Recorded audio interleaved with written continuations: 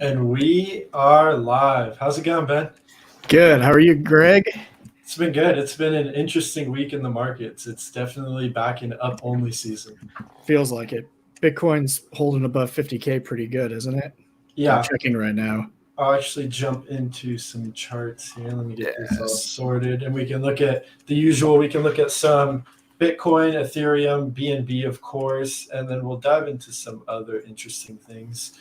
So let's start it off on Bitcoin. We can just see what kind of the broad market is doing. And the simple answer here, you can really dive into this, but it's healthy, right? We've had 1, 2, 3, 4, 5, 6 up candles in 7 weeks. So there's a lot of buyers in the market. Bitcoin looks ready to go, trying to test this 50, 60,000 level and then eventually all-time highs.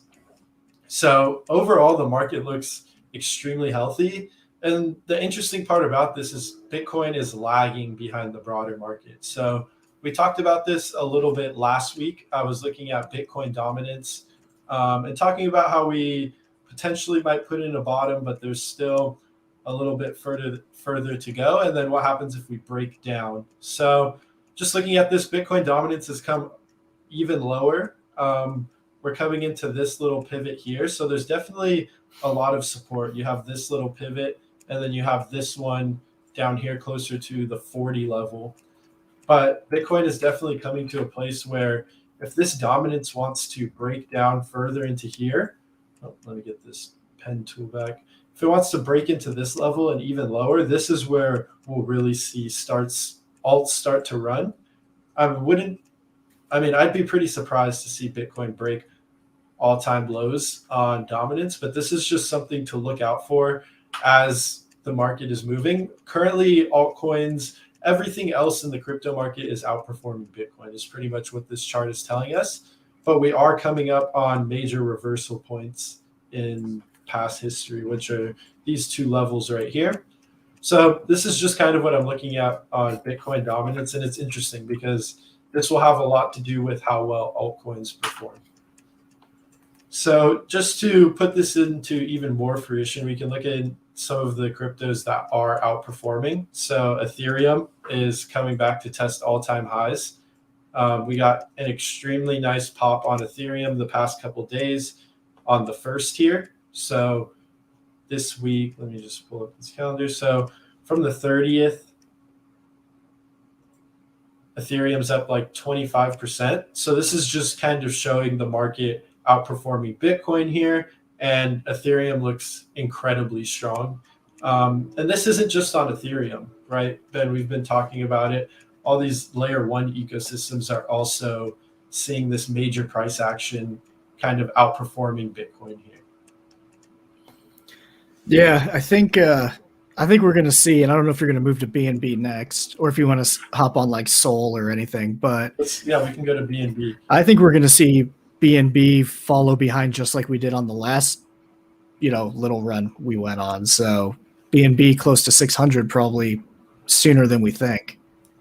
I definitely agree. Just looking at this looks incredibly strong here. We have our little doodles from last week? Yeah, and it's playing out pretty well, right? We got this little correction thing.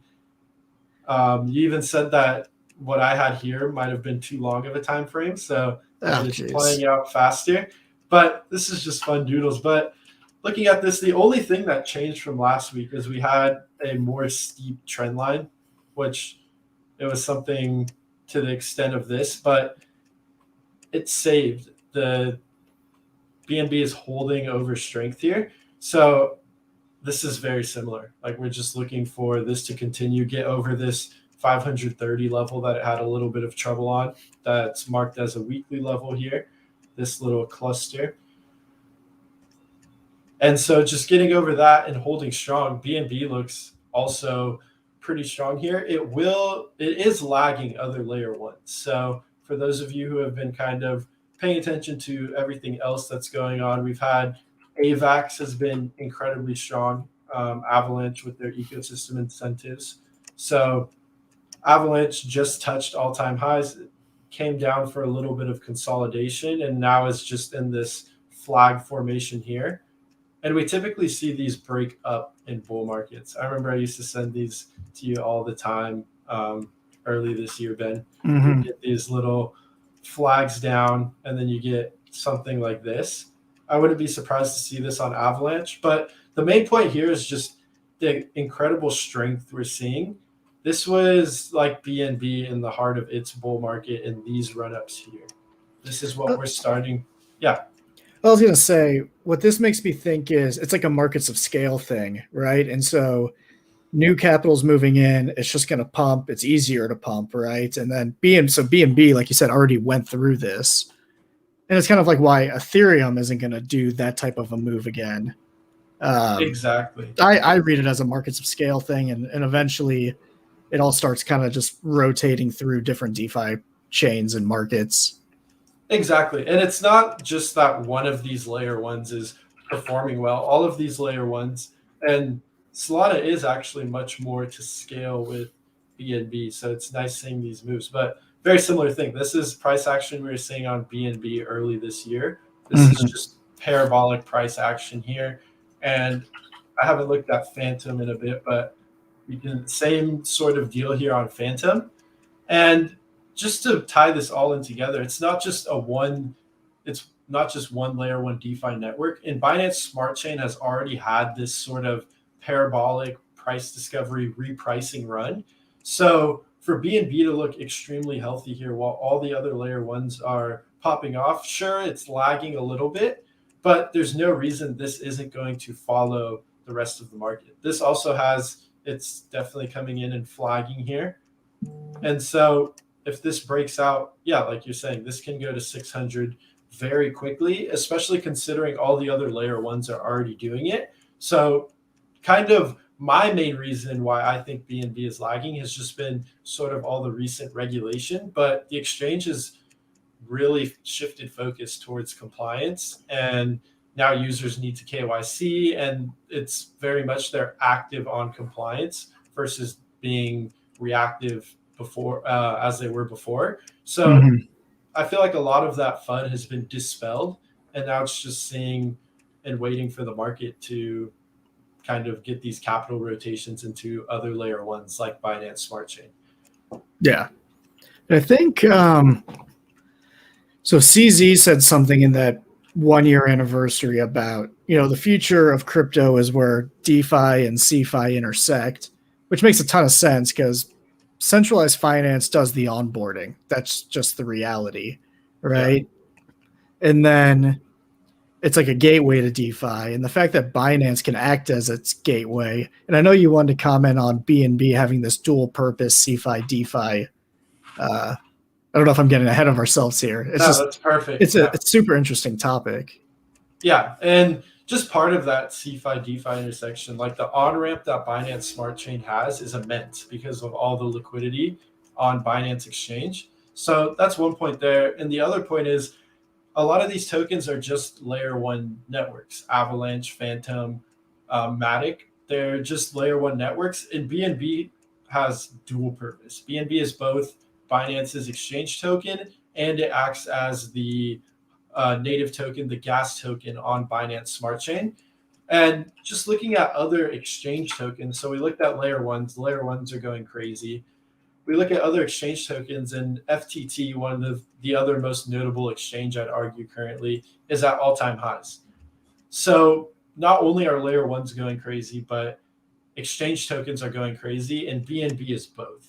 And we're still significantly below all-time highs, 30%. So there's a lot of reasons why BNB is going to rip up and fill this into all-time highs and test all-time highs. And there's not really too big of a reason why it won't. I think a lot of this is we're seeing lag still from the Binance FUD, and the general market is up, so BNB is up. But there's no reason why this capital won't rotate and recognize this opportunity as BNB being this dual token, both an exchange and a layer one network. So that's just something I thought is pretty notable. And I mean, we've been talking about BNB lagging for the past couple weeks now, and it definitely is still doing the same. But the fundamentals are there for it to catch up. Yeah. And just to look at some other data besides charts, we can look at total value locked, and this will just solidify that BSC is the second go-to layer one network if my DeFi llama wants to load.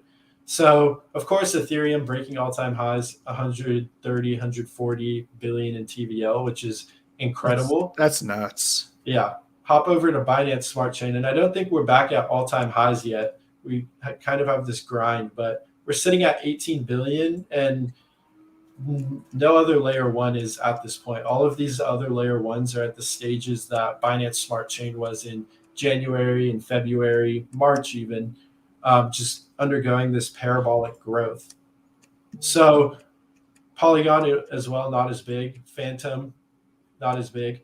But what this is there's inflows of capital coming into DeFi, and that's what really matters. It'll rotate all around between the layer ones, but we're seeing a massive influx of capital come in from DeFi. Just in the month of August, you're seeing 500 million come in on Phantom.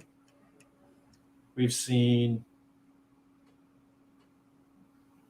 3 billion nearly come in on Solana. Terra, I know, had a great inflow of TVL, nearly 4 billion there, a little less, 3 billion. So there's tons of capital coming into DeFi, and we're not necessarily seeing it on Binance Smart Chain yet. And I think it fundamentally just comes down to the recent FUD around the regulatory sort of narratives and how Binance Exchange wasn't so compliant, but they came back and they have they're pretty toe-to-toe in compliance with FTX in the sense of limiting users' leverage, requiring KYC, and just having a compliant nature and looking at it as they're willing to work with regulators. So there's a ton more capital coming in, and at some point it'll flow to BSC. Mm-hmm. You know what would be interesting is if you could chart, let's say, like ETH DeFi TVL with BSC DeFi TVL, and almost look at it as a Bitcoin dominance type chart, but like a DeFi dominance chart. And I wonder if you'll see, again, it's like the markets of scale deal where, so Ethereum pumped to 130. So could we see BSC pumped to 60 to 70 before any type of sizable pullback anywhere? And I truly think it's just a rotation game. There's these are all scaling solutions to the sector of DeFi as a whole. There's no reason why Binance Smart Chain doesn't step in. And we're already seeing issues on these layer one networks. Yesterday, Solana had outages. So it's not like any of these networks are the holy grail and are replacing each other. I think they all coexist. So that's something that's incredibly notable. I will just cite that it's not always the best play to bet on the lagger, but in this scenario, just the dual token purpose and seeing all the other fundamentals align, there's no reason that investors won't sort of, in a sense, arbitrage this market here and see capital flow in. Yeah. And, right now yields are a little higher on some of these other layer ones, and then eventually they'll start to get lower and BSC goes higher, and it's kind of a yield arbitrage game also. Definitely. And that was kind of where I wanted to sit. It's also fun to look at TVL here, just what projects are bringing in the most. And notably, a lot of these are what we tend to see: PancakeSwap, Venus, Alpaca Finance. Tranche has snuck in here. Their TVL's been exploding the past couple months. So that's cool to see. Ellipsis Finance, stable swaps, that sort of thing. And then we have our Auto Farm and some other yield optimizers down here. So overall, the BSC looks pretty healthy here. In the top 10, most of these tokens are green. So we're seeing TVL flow into all of DeFi. And we're also seeing Binance Smart Chain sort of be pulled up with the market. So I think it's only a matter of time before we get this increase in volatility and nice moves to the upside for BNB. Yeah. And I know you wanted to, or I wanted you to jump in because you've been doing a lot on Growth DeFi. They just released their over-collateralized stablecoin. So I thought that would be fun to jump into today after going over some more broad and fundamental things on Binance Smart Chain. Sure. And I've got my screen up here. Yeah, let And- me swap mine out for yours. Perfect. So you're on there now. Yep. And so this is the More, website, and it is, I guess it's like More is an algorithmic stable coin, and what the More platform lets you do is actually deposit yield earning LP tokens into essentially a vault to then as your collateral to borrow against. And you can mint more against it. So it's not like a traditional borrowing and lending. You just mint more against it rather than taking out loans against it. Which I kind of is one and the same. But what I mean is, from what I can tell, you can't like borrow Bitcoin against it or whatever. So what I've understood that's unique about this is you're borrowing against your LP or vault positions, correct? Yeah, and so your collateral is auto compounding, and you borrow, you mint your more against it at no interest, which is of course the best kind of loan. And so we were talking about it yesterday, and it's a little bit of a different platform, right? It's unique. So I wanted to kind of walk through this process and of setting up a more BUSD vault position, because to me that's a super safe bet to mint more against. And so to do that, for anyone who's getting lost, the reason more BUSD is fairly safe is because BUSD is a stablecoin. The peg rarely wanes from like 98 cents to over $1. So you don't have much volatility there. And then More is over collateralized by all the assets in the More vaults, I believe. So that is also a stable coin. There is a little bit more risk there, but the idea is that it's an extremely low volatility pair. Right. And to our point, More is a stable coin, and they have some incentive systems built into the More platform on how users can arbitrage it to keep it, as close to $1 as possible. But like you can see right now, the cost of one More is 95 cents, right? So it's a little off the dollar, obviously, by 5%. I haven't seen it get below 93 cents, and then people started arbitraging it. So in that sense, that system works. But you have to, so to set up this initial vault position, you have to get more on ApeSwap. So that's where I'm at here. They partnered with ApeSwap pretty heavily for basically everything that Growth DeFi does. And so you simply buy yourself some more. Hopefully the network isn't lagging on us right now. This morning it was a little rough, but all right, that was quick. Perfect. And then, I haven't done this. I tried to have my approvals done ahead of time. Okay. So I'm providing, I guess it's technically 97, actually $93 of liquidity, roughly $94 because of that or 95 because of that 5% difference. So you provide your liquidity on ApeSwap. So this is kind of like you're using any traditional vault system, right? Where you provide your liquidity on the AMM, and then you go to the vault platform to actually deposit that LP token. Gotcha. Yeah, that makes sense. So let's go to the home page where these are, to look at it, these are the different vaults you can borrow against. So I know you were saying you like this single sided cake vault. And what's the yield on that? 84%. Yeah, so the reason I like this so much is I was just messing around with Cream's lending and borrowing platform. And the mechanics are obviously different. This is more so an algo stable coin of some sorts. But on Cream, if you deposit your LP or look to do that, you don't get it compounded. So if you were to deposit, and maybe oh no, it's there, Cake BNB. What's the yield on that? 43%. Yeah, so on Cream Finance, if I pull that up, if you deposit your LP there and you want to take out a loan against, in this instance, you actually can do Bitcoin, but it's very similar. You can sell your more for Bitcoin if you wanted to, but the APY on Cream, if you're doing the same thing, putting an LP up as collateral, is in the low 10%. And let me just connect real quick to. Yeah, because you're getting your yield from that interest rate spread instead of from the yield optimizer, right? Exactly. So That's this is that why difference. I think more is incredible. Yeah, the Cake BNB LP is less than 10%, 9% APY. And at the end of the day, they're very similar products in what the end result is. More might have a Exactly. little bit more risk, but it's also 4 times the yield. So it's just something to balance there. And I think it's unique. It's a very capital efficient product is what I like about it. Mm-hmm. And so like the yield on the more BUSD liquidity is 62%. So, in theory, as long as more mostly maintains its peg, you're making 62% on stable coins. And so I'll go ahead and deposit in here.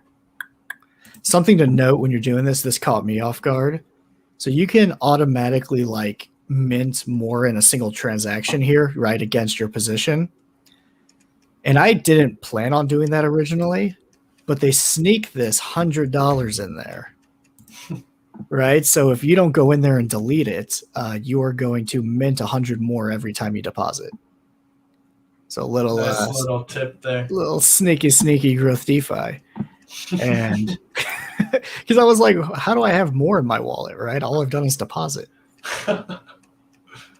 So you got to do this whole setup proxy thing, which, be honest, I haven't really looked into what that's doing. It's just a button to push. And then once that is done, here in a second, I'll be able to enable the collateral, which is essentially depositing it, right? So setup proxy is kind of like the approval step. Yep, it looked like it set up some sort of, they called it a proxy wallet. So probably just the wallet where the collateral sits. Let's see if I can, there we go. Go ahead, deposit there.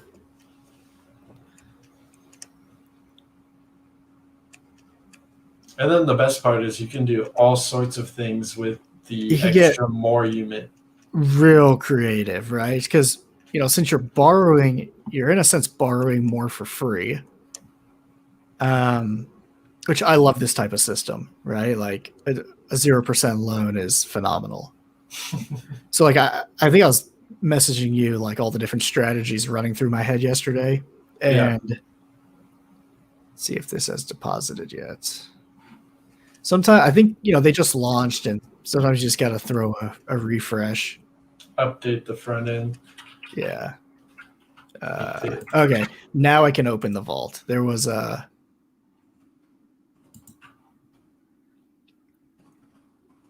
so let's see. Should just be another minute here.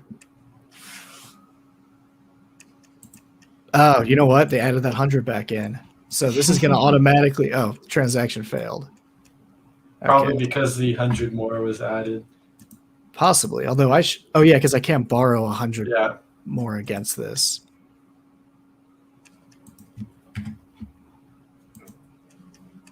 Okay. I'm only putting in like $97. It's not going to let me borrow 100. Exactly.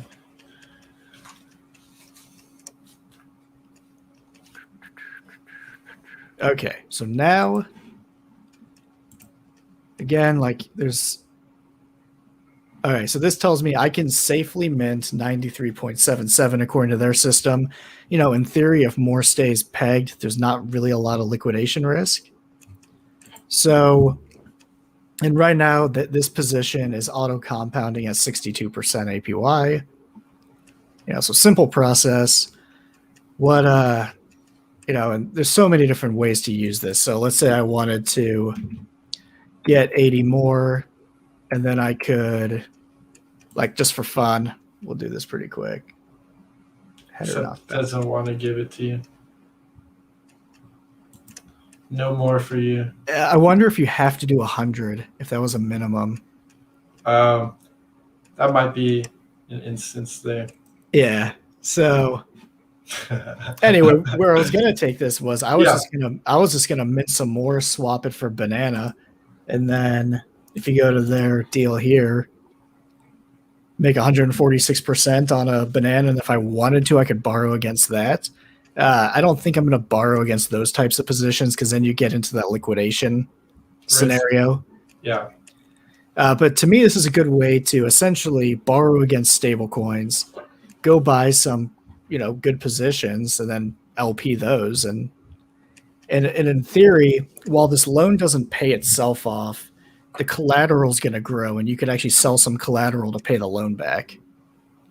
Or you can just borrow in perpetuity. I was thinking about that strategy also, right? So you let your collateral compound, and then once a month you can just borrow more and go buy some more BTC, BNB, or whatever it is you want to do. Yeah, I just like how they have good pairs, which is incredibly important. They have Cake, they have BNB. I'm seeing BNB on there, and it's extremely capital efficient. You're still yield optimizing, and you're also able to go out and free up some capital and then do more yield optimizing with that if that's what you wish. And so like looking at this USDC BUSD pair, you obviously get a much lower APY than the more BUSD, but there's basically a zero liquidation risk there. I mean, not zero because things can happen, but and it lets you borrow basically 98% of your balance. So if you put in $1,000 there, I probably wouldn't feel too bad minting 800 more against it, right? Getting like an 80% leverage deal there, or not 80, you know what I mean? And then you can go buy Cake with it and just go ham, right? Yeah, and then you can deposit the Cake as collateral as well, and that'll also lower your liquidation risk, right? Well, so each vault, and I figured this out yesterday, each liquidation event is tied directly to the specific vault, which I also like. So when I borrowed, let's say I put in 1,000 into the more BUSD pool, I borrowed 800 more against it. I purchased like 400 worth of Cake and 400 worth of BNB BUSD and deposited here. So even if more depegs like crazy and this gets liquidated, I lose 1,000, or that's my max potential liquidation, but I still have 800 up here that is not at risk of liquidation. So it's like I made this play with an all-in risk of 20%, if that makes sense. Yeah, you don't risk what the Cake and the BNB. Yeah, because you could even just take the Cake. I'm just keeping it in the system, but you could take the Cake that you mentioned, just go put it in BEEFY and have it in a totally different ecosystem. Yeah. So you're still only risking this stuff here, and what I'm hoping to see is this APY stays decently high and the collateral keeps growing, and I just keep borrowing against it and buying bullish assets and throwing them into vaults. No, this is amazing. I love seeing these sort of it's pretty products. Sweet. Yeah. And it's what this does is it is a superior lending system is what it is, right? Because you can borrow for free. So, and then you could use growing collateral as your asset base. So I'm not sure how, and they've already got close to 1 million in TVL in this system, and it's only been like 36 hours. So I'm not really sure how, like, at your traditional money markets where the interest rates are just horrible, is going to compete with something like this. Like, lend your Bitcoin and make 3%, right? Yeah. Where you could stake your Bitcoin BNB and make 15. So how is this all being incentivized? Is it through wheat or is it through more? So it is through the wheat vaults, but it's basically like you provide Pancake liquidity. So So they're just using Cake, right? That it's just a traditional yield optimizer on top of Pancake Swap. That makes sense. Yeah. Yeah. So they don't have to incentivize it themselves at all. I think the only pool they have to incentivize themselves is the more BUSD pool. That makes sense. And I'm not sure which token. They might be using wheat for that. And it is important to note that the wheat vaults do a buyback and burn of wheat. And so all of these, that's what this STK is. These are all their vaults, right? So this is a funnel into their wheat system, which is super interesting if you're a wheat holder. Like this is just funneling through the cake vault in growth DeFi. Yeah. So anyway, I thought this was super cool. I hope more, we don't see any catastrophic failures. I think as time goes on, you can get more and more comfortable with it.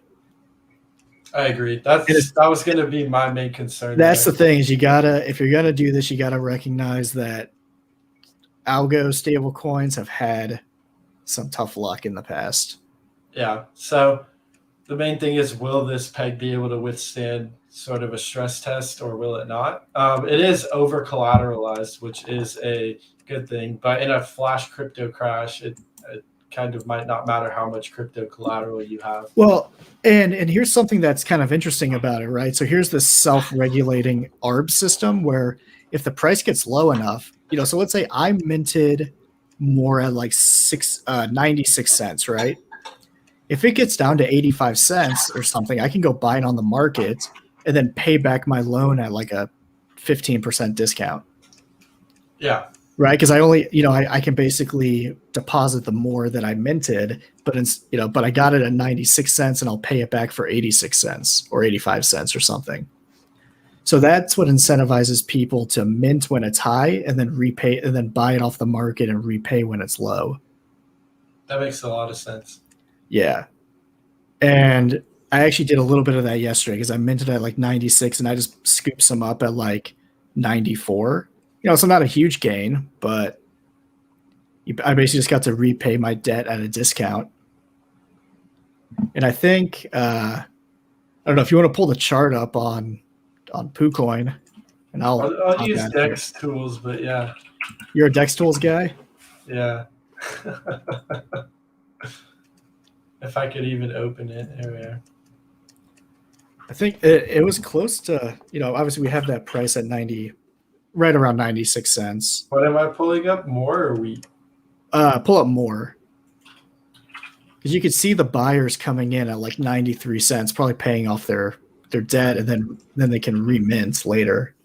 I'm going to succumb to the PooCoin. I was looking at the PooCoin earlier. Yeah. It is.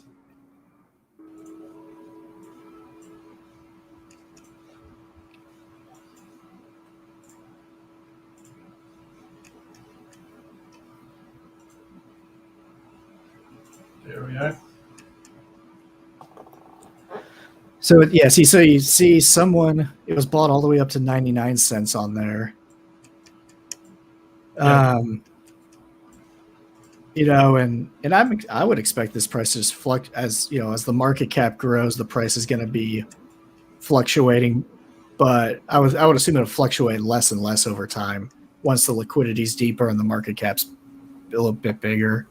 Definitely. And this is just something to be wary of. Like this shouldn't be unexpected in a stablecoin market that is as small as something like more. I mean, what is this, a 1 hour chart or something?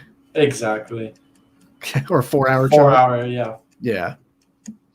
So just be careful on how much you're minting. Maybe mint less this early on till it's more stress tested, till you see these sort of volatility start to wane. But if it's staying over 80 cents, it's looking good. In theory, if you're providing liquidity as like Bitcoin BUSD, right, and you're worried about the price of more going down, you could minting it is essentially a short, right? You could mint your maximum on there, assuming Bitcoin's going up, and then if more drops to 50 cents, you pay your loan back for half the cost, right? Mint it at 96 cents, but use it to buy more Bitcoin. If you think more is going to explode because it's an algo stable coin, you can unlock your Bitcoin BUSD for a fraction of the loan cost. Yeah, that's actually a great point. So it's really, applies as if it's interesting. If you're going to provide liquidity in more, just keep in mind the volatility of more. But if you're not, that's an amazing point. It's almost like a no risk loan you can take in theory, right? Unless something happened to the vaults, but like, it's like you'll either owe what you bought it for or like significantly less. Yeah. Because if the price goes up over $1, you can just mint more and sell it to the market all day long. right? So the above dollar arbitrage, I don't really see happening. Like if it's $1.30 and you can mint more and then go for $1 and go sell it for $1.30, that's a huge profit opportunity. So I don't really see that happening. But that would be fine. If I saw that, I would max my mint and go sell it on ApeSwap, right? So a lot of interesting ways to use their system, and definitely people should read all their documents and try to understand it, and don't put too much in, like you said, because you never know. Yeah. And I thought that was just incredibly noteworthy. I wanted to touch on sort of everything else going on with layer ones this week, and just the idea of capital rotation, how FTT, an exchange token, has broke all-time highs, and Solana breaking all-time highs, Phantom, Avalanche, all these tokens, and BNB is all of these in one token with a massive liquidity backing, and it already has a stronghold of DeFi networks. So I'd be surprised to see BNB for lag for too much longer. And that's just something I wanted to touch on. And then you had this incredibly unique DeFi product on BSC that we don't always get to see. So right. It's pretty cool. Awesome, man. Well, it's been good. Yep. I think we'll wrap that up here for the week. And Ben and I will be live next Friday. We'll probably bring something interesting to talk about again, and then just talk about the general market. Thank you, everyone, for joining in. And we will catch you on the next stream if I can get this outro. All right. Peace out, everyone.